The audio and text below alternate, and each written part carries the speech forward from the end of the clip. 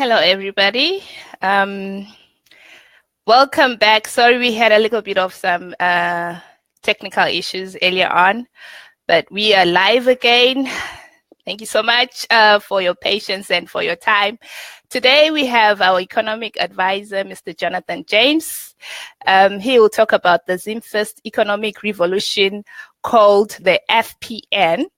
He will also talk to us about the monetized shares from the country's mineral wealth that every citizen will be offered by the ZimFirst government. Mr. Jonathon, it's a pleasure to have you here. My pleasure to be on the show. Thank you so much. First question to you, Mr. James. Can you please tell us a little bit about yourself?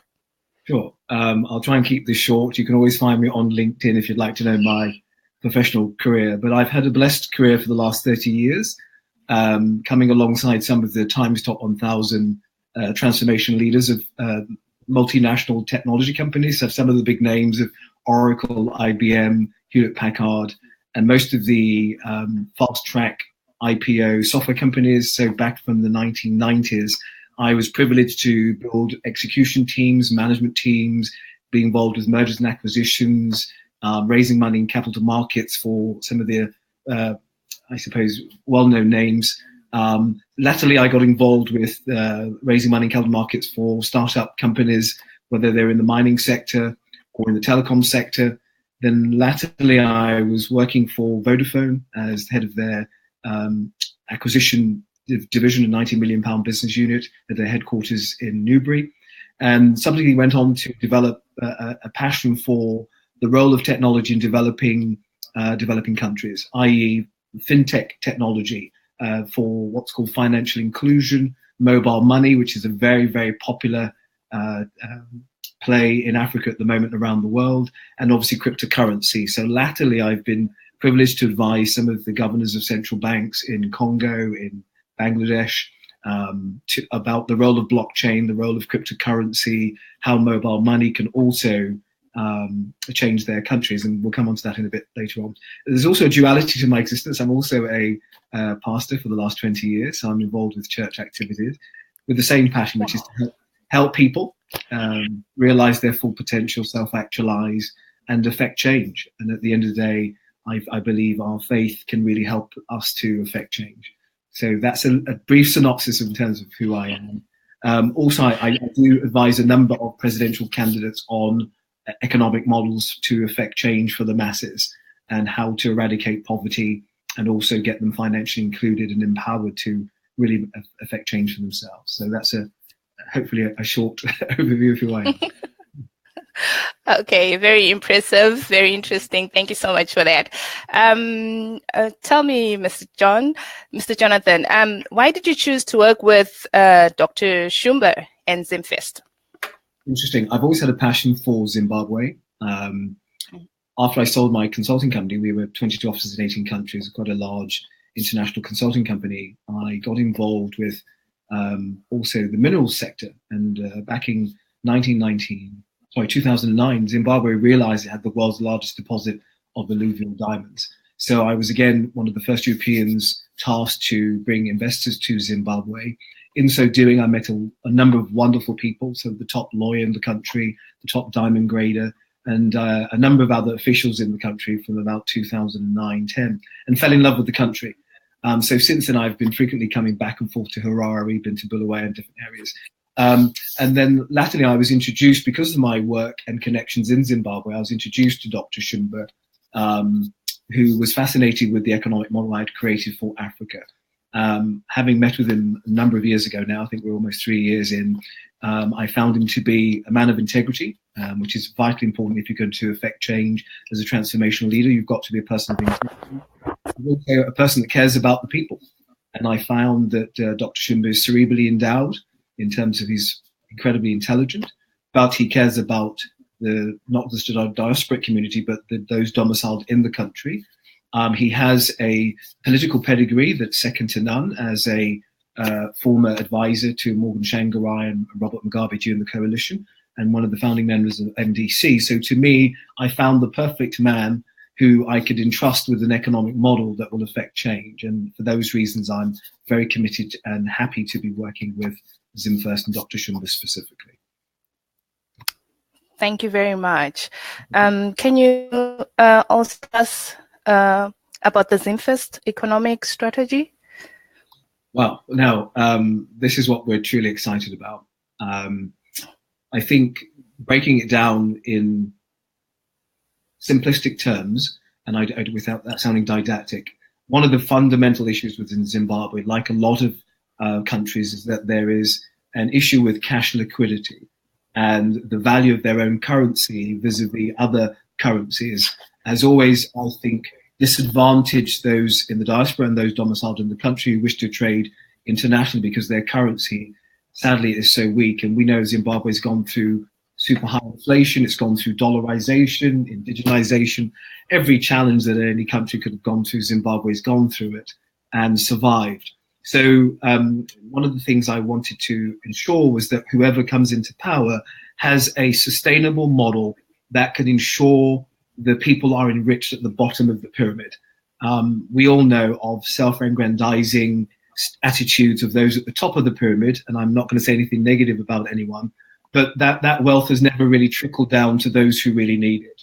And Zimbabwe, like many other African nations, are incredibly wealthy in terms of what is in the ground, in terms of mineral wealth. So we created a model around a few things. In 2015, I presented to 13 opposition leaders in Harare about this economic model and how it could change Zimbabwe, and I felt that ZimFirst is the best party to take it forward. So it consists of three elements. Firstly, mobile money.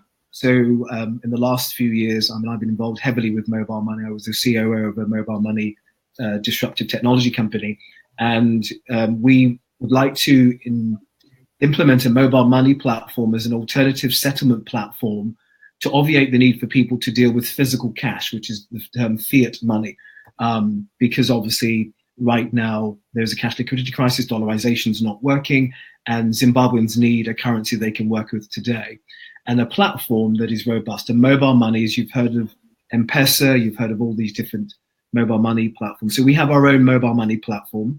But what we're secondly introducing is cryptocurrency, and we know it's not new now. I mean, when we spoke about this a few years ago, Zimbabwe hadn't embraced cryptocurrency then, but it has now.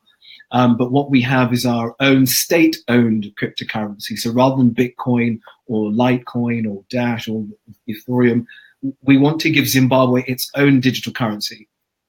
Its currency will be pegged to its minerals in the ground. Therefore, its currency can trade and be more valuable than Bitcoin, Ethereum, Dash, and all the other digital currencies, but more importantly, can trade against other fiat currencies, the dollar, the sterling, etc., etc. So we have a plan to introduce a state-owned, government-owned, what's called distributed ledger technology, but I won't go into technical terms, currency. So we'll have a payment platform and a mobile money. We'll have digital currency that is owned by the government, owned by the state. And one of the things about in our model, which is the FPN you alluded to, which is called the for-profit nation, how do we address all these issues of food scarcity, poverty alleviation, incentivizing the diaspora to come back? We need to stimulate the economy massively and empower people financially. They're already intelligent people. Zimbabweans are some of the most intelligent people in the world, and people like. So what they need is resources. So we've created what's called, and I've worked on this for, good Lord, 15 years. This model has been in the making. I've sat down with officials in Washington.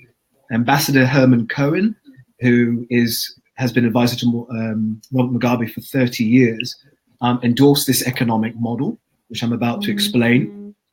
And I've spoken to the State Department, I've spoken to House of Representatives at the highest levels in the US to get endorsement that this model can work. And I've explained this to the government central bank in Congo and other places as well. So the for-profit nation is effectively a share capital-based government corporation. It's a as in political commercial entity. It's like a hybrid. It's a new legal entity that the government or ZimFirst will implement. It will have three things: the ability to allot shares in its entity to all of the citizenry in the country. There are 13.8 million people plus the diaspora. So every single family, every single household will have a share allotted to them of this for-profit nation, this government entity. The government entity will aggregate all of its assets, so all of its mineral wealth in the ground, which there are literally trillions, literally. The whole of Zimbabwe is an alluvial diamond mine, the whole country. Yeah. So Botswana, South Africa, the rest of Africa has been getting a lot of their minerals from the crust of Zimbabwe. There are 82 different minerals in Zimbabwe. So Zimbabwe is incredibly wealthy. So all of those mineral wealth will aggregate onto the balance sheet of this for-profit nation government corporation. All of the illiquid assets that the government owns, everything will be onto this balance sheet. Anything it owns internationally will be onto this balance sheet.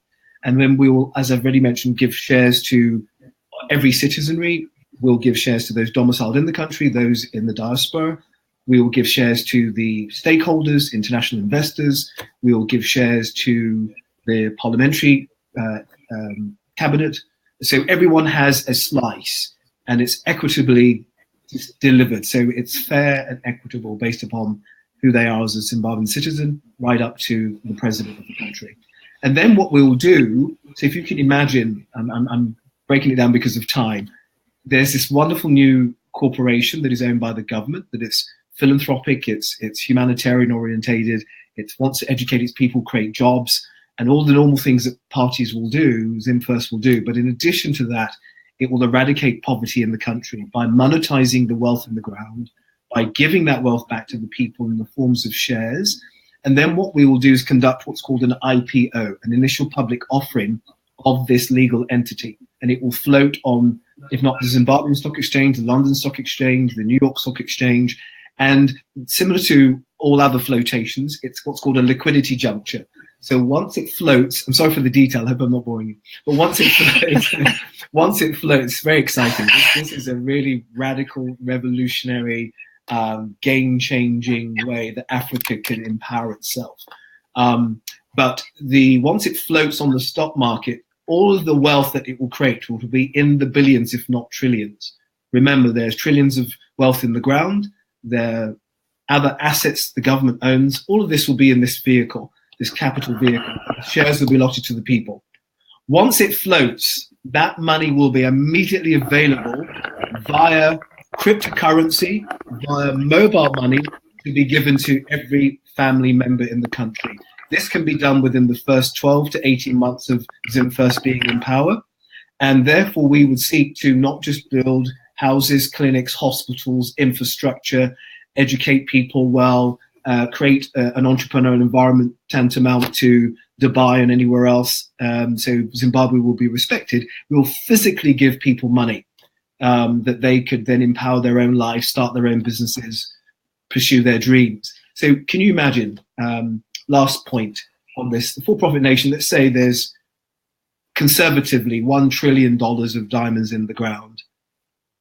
When we float, that's $1 trillion minimum that will be available to distribute to the everyday person in Zimbabwe. On that basis, we could literally allot, again, without sounding naively optimistic, this is realistic. We could allot enough money to every single citizenry member to build their own home, to come out of poverty, to be able to educate their families properly, to have the basis to be able to build their own future in a prosperous way. And so, succinctly put, I know it sounds a lot of detail. I've got white papers, we've got a lot of information behind all of the detail, how the technology works, how it will be implemented, all of that, as you'd expect from a professional organization. But in essence, just to summarize, we feel when ZimFirst gets into power, this will put Zimbabwe on the map globally. Other African nations will want to follow this model, and the rest of the world will be looking at Zimbabwe having implemented the first of its kind. Since I came up with this model, and I say that humbly, many other countries are looking at employing and deploying similar models. Venezuela is trying to do the same. Some European countries are looking at the same. Dubai is looking at cryptocurrency as a state-owned thing. But nobody's looking at getting the wealth back to the people. So that's in essence the economic model. It covers mobile money, new cryptocurrency that is a Zim cryptocurrency rather than Bitcoin or anything else. And then the for-profit nation is the vehicle to ensure there's a redistribution and a fair, for want of a better term, empowerment of people financially. So I hope that makes sense. Does that make sense? Well, it does. A lot of detail. Thank you so much. Yeah, you just like answered some of the questions I was actually going to ask you beforehand, right? I was going to ask also for you to just give a brief overview of the for-profit nation, but I think you covered that. Yes. Already. So my last question to you, Mr. James, will be, why should Zimbabweans vote for ZimFirst? Oh, that's very easy. I think I've articulated that already. I think first and foremost, you need a government that you can trust, a government that cares about the quality of the existence of the people and not looking to personally in a self-aggrandizement way. Sorry to be honest, a lot of people go into politics because it makes them wealthy. We have a leadership here that's full of integrity, untainted, clean, but have a political pedigree and an intellectual ability that puts them head and shoulders over anybody else. And that's Dr. Jumba and his team. Secondly, there is a real commitment to create jobs, obviously, to educate its people, to bring the diasporic community back to the country because they're incentivized to come back and address all the issues that clearly prevail in the country. And because of time, I won't go into all of them now. This government can do that. It's anti-corruption. It has a model that will obviate the need for any corruption because it addresses everyone's needs at the bottom of the pyramid right to those at the top. And I think on top of that, Zimbabwe needs a regime change. I say that respectfully of what's gone on in the last 37 years. The country desperately needs a fresh approach to government. And people with moral values, people who care about people, but people who are skilled and have prowess and political ability to deal internationally and garner support from the rest of the international communities. Dr. Jumba, as you know, frequents the US. He is culturally excellent at dealing with other cultures. And I think, again, ZimFirst is really set to become the next government, to really materially change Zimbabwe very, very quickly. So there's some of the issues, all the normal policies, manifesto attributes, they have them in abundance. But I think the unique element of the financial economic plan of the for-profit nation and just the quality of leadership that cares about people, I think makes them head and shoulders over everybody else, said objectively. Thank you very much, Mr. James.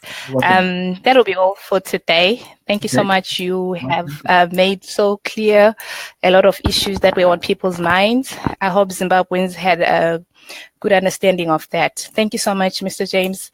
Thank you so much to all our viewers, to everyone who joined in during this time. Please go to our Facebook page, like ZimFirst page, so that you can have updates on all the broadcasts that we have for all of you. Thank you so much. Have a good day. Thank you.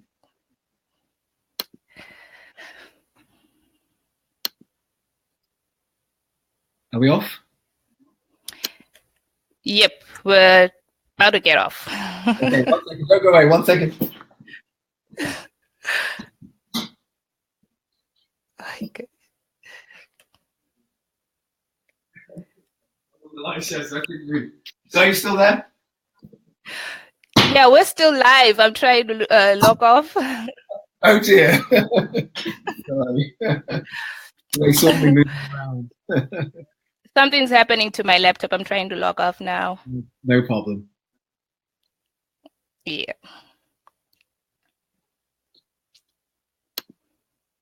Oh dear.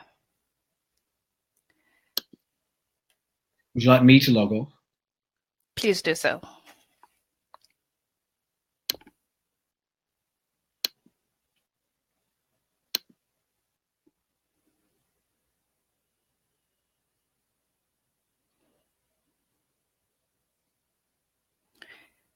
Thank you so much, Zimbabweans. Nyika vanu, vanu ndo nyika. Ilizwe ngabantu, abantu ilizwe. Country first, people first, Zimbabwe first. Have yourselves a